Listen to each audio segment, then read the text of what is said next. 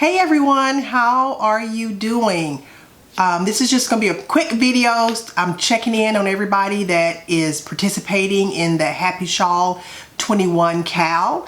It started on February the 14th, and I can tell by your Instagram posts that a lot of you guys have started and are doing really well. There are some of you who have not started, which is totally fine, because this KAL goes all the way through to March 31st, so you have plenty of time.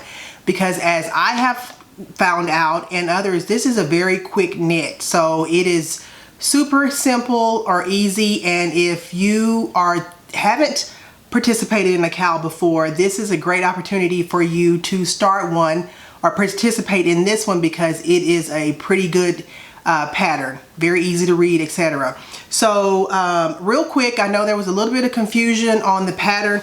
There are two sizes that I am aware of on this pattern. There is the large size, and then there is a size called the mini. So depending upon how much yarn yardage you have will definitely decide which one you go with. I went with the mini, which is, if you print it out on your computer, it's going to be the one that looks like the pink. It's actually this picture, and then the other one has more of the orangish blue on the front of it. So totally, it's the same shawl, except it's a little bit bigger, and the picture is a little bit different. So that kind of indicates to you which one you are knitting. So anyway, yeah, I will tell you this. So for me, starting out, this is just a tip.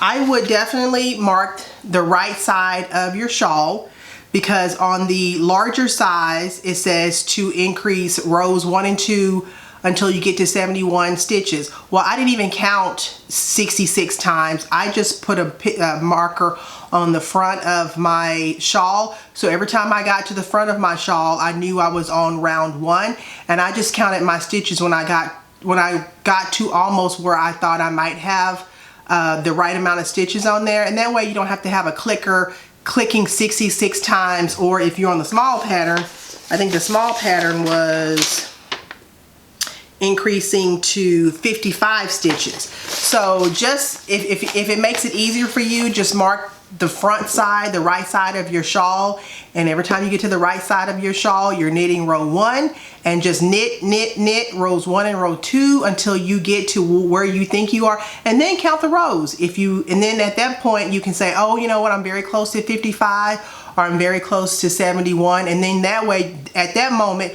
you can start counting your rows to make sure that you don't go past the number increases.